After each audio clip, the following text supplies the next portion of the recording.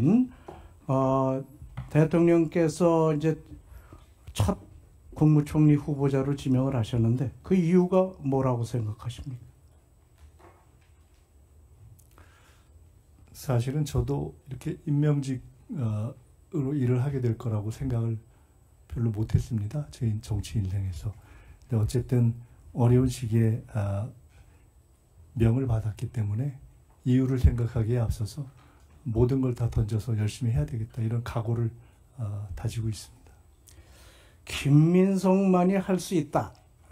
총리가 되면 김민석만이 할 수 있다. 그런 것들이 혹시 뭐 생각해 본 거 있습니까? 제가 감히 위원장님께서 기회를 주셔서 말씀드린다면, 총리는 헌법상 대통령의 명을 받들어서 행정각부를 통할하는 것으로 되어 있는데, 제가 비교적 상대적으로 조금 이렇게 경험을 가지고 있는 부분이 조율하는 것, 그 다음에 일을 조금 치밀하게 기획해내는 것, 그리고 비교적 제가 김대중 대통령으로부터 정치를 쭉 배워서 비교적 이념과 정파를 좀 넘어서 이렇게 대화하고 좀 통합적으로 접근하고 하는 경험을 좀 가지고 있지 않는가. 그래서 할 수 있다면은, 나라가 어렵기 때문에 제가 총리로서 일하게 된다면은 아마 여기 계신 우리 야당 의원님들을 포함해서 의원님들과 훨씬 더 많이 대화하는 그런 총리가 되면 좋지 않겠는가 하는 각오를 스스로 다지고 있습니다. 네, 제가 인사청문회 준비를 하면서 보니까 우리 총리 후보자께서는 대통령과 이 캐릭터가 상당히 좀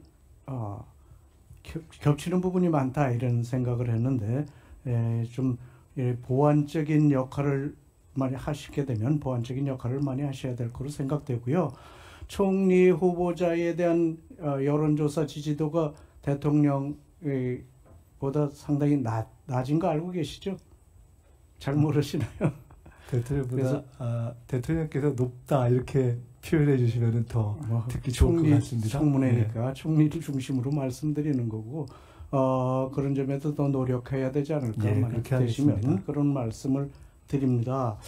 요즘에 이스라엘과 이란 전쟁을 보면서 모두들 느끼시겠지만 또 한미동맹의 중요성이 더욱 부각되는 것 아닌가 생각이 됩니다.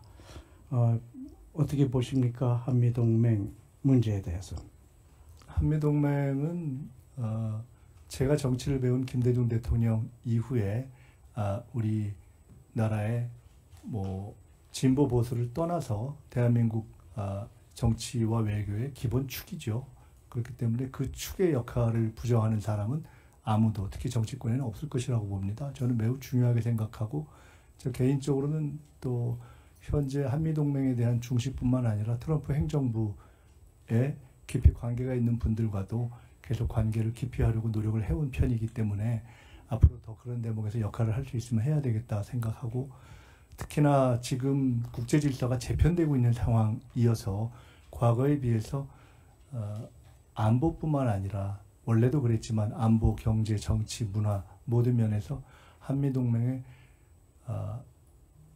더욱 정립, 더욱 강화가 필요한 시점이 아닌가 이렇게 생각합니다. 네. 그래도 국민들이나 언론에서는 우리 후보자께서 과거에 있었던 미문화원 사건의 배후 조종자로서 실형 선고를 받았던 점, 네. 또 이로 인해서 미국 비자 발급이 거부됐다는 점, 이런 걸 들어서 반미주의자 아니냐 이렇게 얘기를 하시는데, 언론에 보니까 그건 아니다 이렇게 해명을 하셨던데, 확실하게 얘기해 주시기 바랍니다. 반미주의자입니까? 지금 국민의힘에서 활동하고 계시는 하문경 위원장께서 그때 거기에 들어가셨고, 저는 당시 학생회장으로서 밖에 있었습니다. 근데 얼마 전에 어떤 기사를 보면서 하문경 위원장이 들어간 사람의 입장에서도 그것은 반미가 아니고 광주 민주화운동의 문제를 제기한 것이다 이렇게 말씀하신 것을 봤습니다. 그때도 제가 항소유서에 쓸 때 미국의 민주주의에 대한 역할을 강조하고 대한민국의 자유민주주의의 성격에 대해서 썼던 기억이 납니다. 네. 미국과의 관계를 굉장히 중시하고, 제가 아까 칭화대 말씀 나왔지만 미국에서 2번 유학을 했습니다. 학교는 3 군데를 다녔고요. 콜롬비아, 하버드, 또 러커스에서 이렇게 석사, 박사를 했는데요. 제가 미국에 대해서 제일 높게 평가하는 대목은 미국의 헌법, 그리고 그 정신을 반영한 형사소송법, 이런 것들을 높게 평가하게 됐습니다. 그래서 그런 부분을 중시하면서 한미 관계에 있어서도 더욱더 더 강화된 발전된 모습이 되도록 제가 할 수 있는 한 최대한 노력을 하겠습니다. 네, 당시 삼민투의 중심으로 해서 미문화원을 점령한 것으로 알고 있는데 그때 주장했던 것이 우리 한국은 미국의 식민지다. 또 광주 사태에 대해서는 미국에서 책임이 있다. 주한미군도 철수하라. 뭐 이런 주장을 했던데 거기에 대해서는 어떻게 생각하십니까? 말씀드렸듯이 저는 그 당시에 들어가지는 않았고요. 밖에서 지원하는 입장이었는데 그 당시에 들어갔던 학생들도 주한민국 철수 주장을 하지는 않았던 것으로 제가 확실하게 기억하고 있고 그때는 한국군의 군 이동이 미군의 오케이를 받아야 되는 상황이었기 때문에 광주 민주화운동 당시의 군의 이동과 학살이 미국의 인지하에 이루어졌는가라는 데에 대한 문제를 제기한 것으로 알고 있습니다. 그리고 그때 제기된 서울 미문화원 학생들의 점거 시위 사건에서 제기된 매우 평화적으로 끝났습니다. 그 문제로 해서 이번 빛의 혁명 과정에서도 미국이 동맹국가인 한국의 민주주의 과정에 매우 안정적인 자세를 취하는 것이 중요하다라는 판단을 했고 그래서 윤석열 대통령에 의해서 이루어진 계엄과 군사 쿠데타에 대해서 미국이 일관되게 동의하지 않는 입장을 취한 것으로 알고 있고 저는 그것이 바람직한 한미동맹을 만드는데 역사적으로도 서울 미문화원 학생들의 시위가 일정하게는 기여한 것 아닌가 이렇게 판단하고 있습니다. 이재명 대통령께서 이제 취임하신 지 얼마 안 돼서 G7에 참석하신 것은 전 참 잘했다 이런 생각을 합니다. 다만 거기서 트럼프 대통령과 정상회담이 이루어지지 않아서 아쉽게 생각하고요. 네. 이번에 나토 정상회담에 대통령께서 참석을 안 하시는 부분에 대해서는 저는 상당히 좀 아쉬운 결정 아닌가 생각이 됩니다. 또 요즘 언론에 나오는 거 보면 트럼프 대통령이 IP4와 특별 회의를 한다 뭐 이런 게 일본 언론에 나왔던데 만약 그렇게 되면 우리 대통령 빼고 나머지 3개국 대통령 3개국 정상과 이렇게 회의가 이루어지는 모습은 상당히 좀 안 좋은 모습 아닌가 생각이 되는데요. 이 나토 정상회의에 대통령께서 참석을 안 하신 부분 저는 뭐 재고의 여지는 없는지 한번 말씀을 좀 듣고 싶습니다. 네, 존경하는 이 위원장님 말씀처럼 G7과 나토는 여러 가지 외교안보 전문가들의 찬반 양론에도 불구하고 대통령께서 참석하는 것이 좋겠다라는 판단을 하셔서 G7에는 가셨고 나토도 긍정적으로 검토를 하시다가 안 간 것으로 알고 있는데요.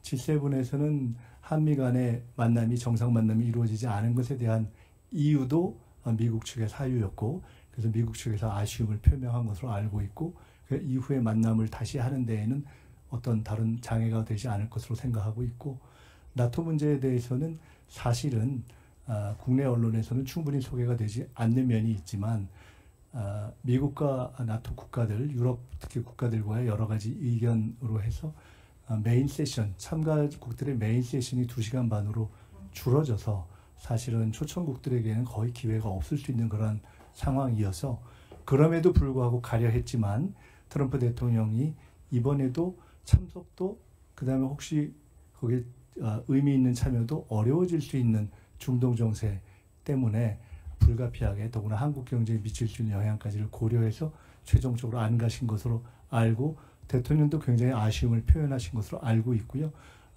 결론적으로 일본도 여러 가지 이유를 들면서 한국의 판단까지를 존중한다라는 이례적인 표현과 함께 참석을 안 했기 때문에 일부에서 우려하듯이 이것이 한국 외교나 이재명 정부의 외교 방향이 미국, 뭐 반미 또는 친중 그런 어떤 외교에 우려가 되는 것이 아니냐라고 우려하시는 것은 과도할 수 있는 것이어서 그것은 이재명 대통령께서 G7에서 보여주신 그러한 폭넓은 외교 입장을 이해해 주시면 될 것 같다. 그래서 네. 지금 위원장님이 말씀해 주신 걸 충분히 감안해서 제가 혹시 정식으로 일하게 되면 대통령께도 꼭 말씀을 드리겠습니다. 일부에서 우려하는 뭐 중러 눈치 보기 때문에 그런 것은 아니다 이런 말씀이시네요. 네, 일본의 이시바 총리가 그래서 결정을 그렇게 하지는 않았을 것이라는 저희의 상식적 판단에 기초해 본다면 그것은 뭐 근거 없는